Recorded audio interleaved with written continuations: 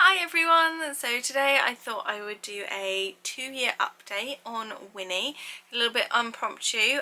So we're the second day of March and her birthday is actually February the 5th, so we're a little bit late. But I thought I would do a little update on how she's getting on. And I actually think I'm going to do one on Baloo as well, because this year will be the 4th year that we've had Baloo since rescuing him. So yeah, if you haven't seen any of Winnie's videos in the past, I will link up the playlist. But we got Winnie as a puppy 2 years ago, pardon you, and I thought I would do a little video with her. So I don't know how long she's going to sit here with me. She is kind of going into snoozy mode like she did last time I filmed one of these, so we shall see. Yeah, she might just snuggle in. Yeah. So yeah, where do I start? I've made some notes on my phone. I watched last year's video to sort of compare them to. So yeah. The first thing I've got on my list is she likes to emulate a cat, and by that I mean she likes to, the new thing she's started to do over the last year is to sit on the sofa, like on top of the cushions, and just like curl up on them. She'll also sort of sit on the sofa and put her paws on the windowsill and stare out into the garden. So she's been doing that a lot. It's always been a thing that she would like sit on our bed and look out of the front window. But yeah, that's something she has sort of done in the last year, which I don't think she was doing that year before when I did the last video. She is very loving. I think she's got more loving over the last year.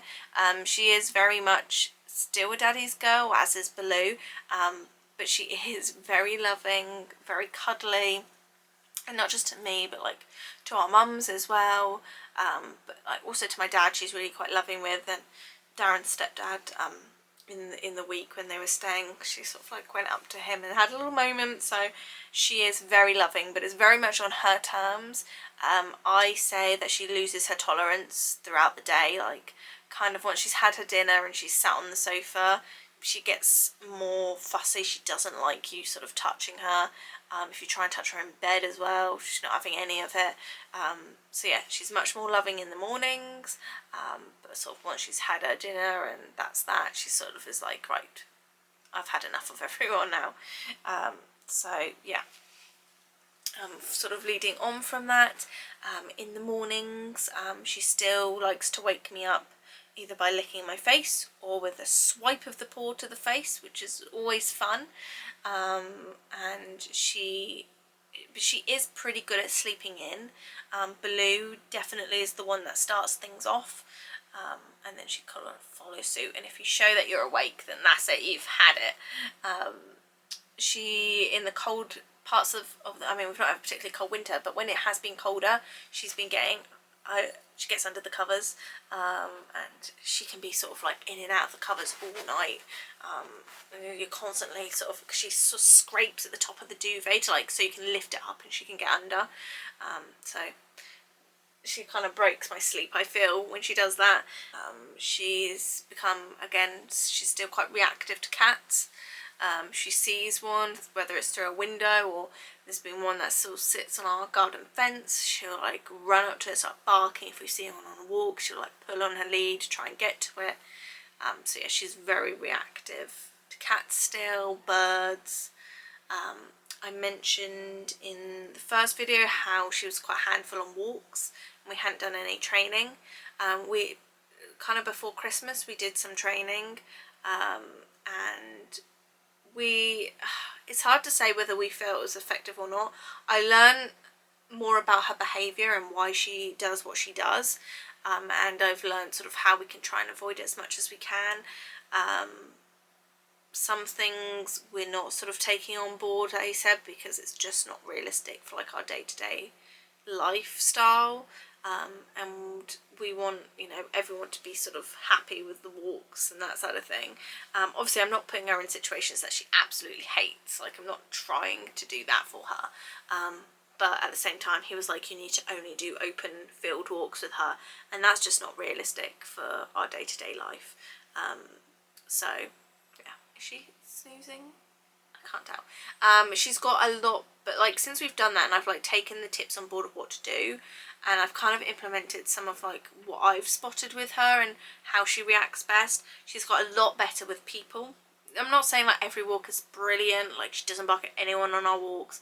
Sometimes we'll go out the door and the bin men will be there and that will set her off, and then the rest of the walk is kind of done for. But on the most part, if I can see someone's going to be walking towards us or coming around a corner, I can sort of preempt her with treats and like talk to her really calmly through it and past them, and she can be fine. But like I said, sometimes it's kind of just how she's feeling, and there's nothing that's going to stop her from barking at them. Dogs are a completely different kettle of fish. She just barks at every dog, particularly possible. If we have to pass a dog, that can be really tricky. Like I will tend to try and like stay back if I can see that we're going to have to switch paths. If there's like a driveway I can nip into or a piece of grass I can stand on and keep her at a further distance, then that's what I'll do. Because I know she'll just bark. I don't think she would do anything to the dogs, because she has sort of greeted dogs and been fine. She's just very barky about it, and she can appear, I guess, more aggressive than she is. So I just sort of stand out of the way and just not in the place to deal with that. So it has been tricky to do sort of the constant training. Up until sort of very recently, me and Darren split the walking chairs. So I'm sort of solely walking them at the moment because he's not been well, but yeah, so he doesn't necessarily train her and implement those things that I would like him to. Isn't that right? Oh, you were getting so snoozy. I love this like little bit in between her eyes. Like it smells really nice. I know that sounds weird if like you're not a dog owner, but if you're a pet owner, there will probably be something about your dog that you like the smell of. That's the part I really like about her, and it reminds me of my parents' Yorkie that they used to have, because that little bit of his nose used to smell nice too. Anyway, what else? In the last video I said she was 90% like toilet trained, and touch wood, we don't get any messes from her anymore. The only time she will mess is if she's really excited, then and like to greet someone, and if we've not like literally just put her out, then she'll try and wee. So that's happened to my mum a couple of times, because she just gets overly excited. But general day-to-day in the house, she's absolutely fine. Yeah, so that's good. Overall, she has calmed down a lot.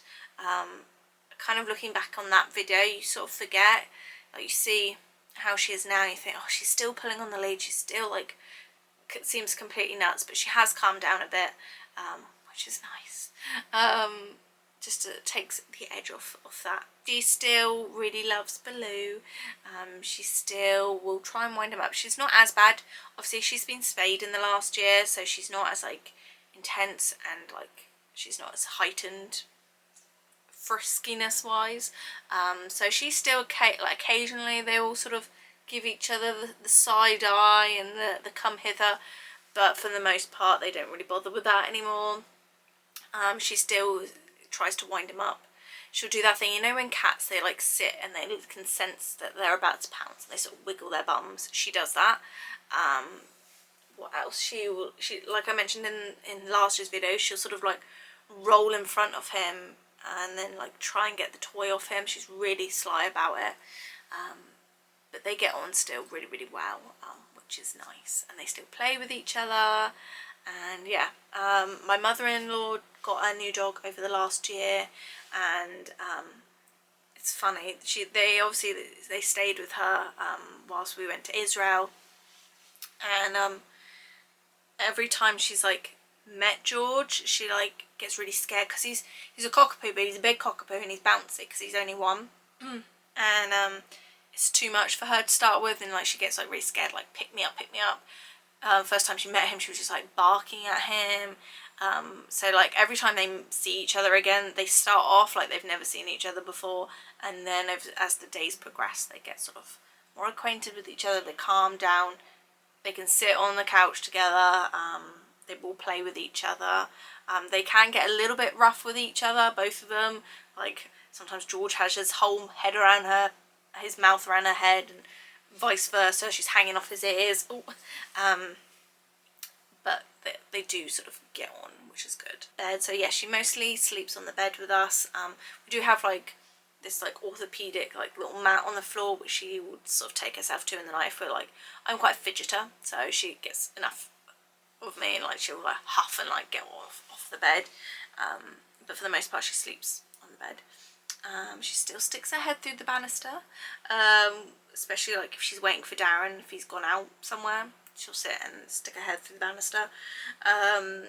She still gets a bit fussy with her food every now and again. She kind of goes in cycles with it, where she just like won't eat her, she'll still eat her treats, but she won't eat her breakfast, and like kind of fuss at her dinner as well for a few days, and then she just goes back to normal and eats it. So yeah, she just goes in little cycles with it. One thing I will note, she's been licking her paws a lot over the last sort of 6 months, and there's no rhyme or reason to it. It's not like when she knows we're going out, it's not when like if she's anxious about, like, we can't really tell. I mean, I'll bring it up when we go to our sort of yearly checkup with her at the vets.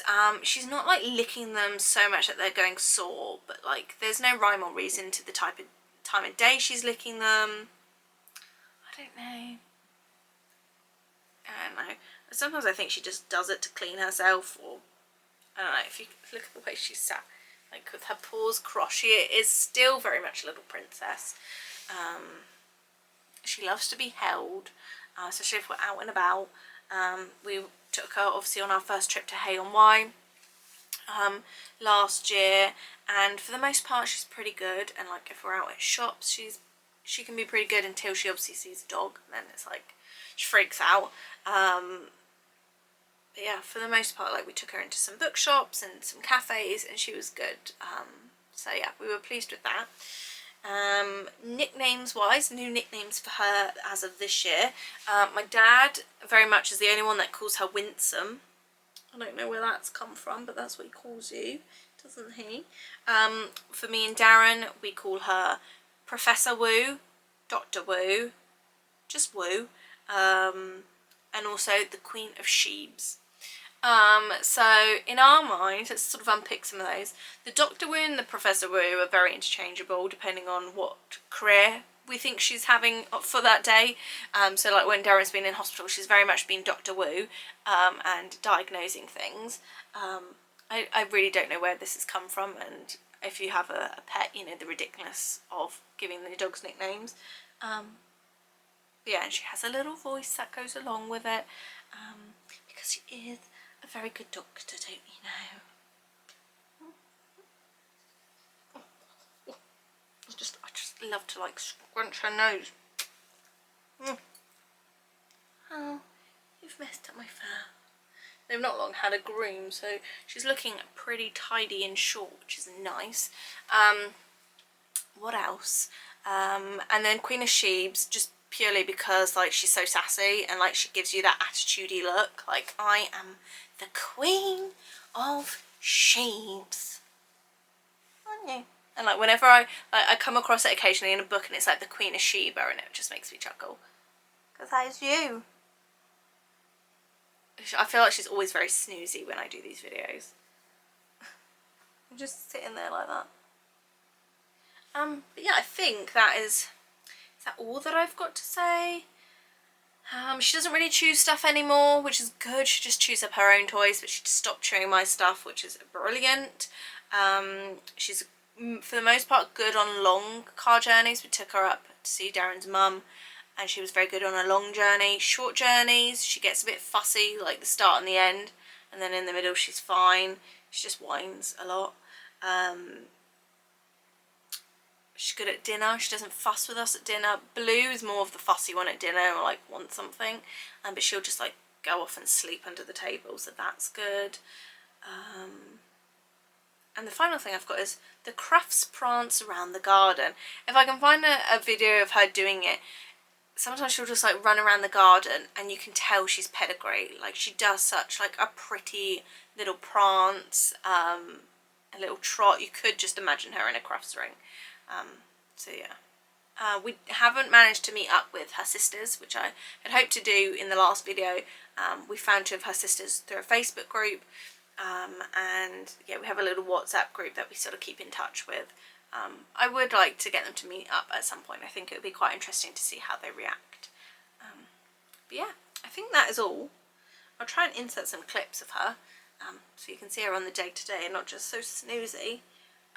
But yeah, I hope you've enjoyed this little video with Winnie. Like I said, I'll do one with Blue in the next couple of weeks, sort of updating on his life. He is 11 now, I believe. So yeah, but she's very much our little princess Winnie, and yeah, still bringing joy into our life. So yeah, we hope you've had a nice time watching this video, and we'll see you in the next one. Bye guys. Goodbye.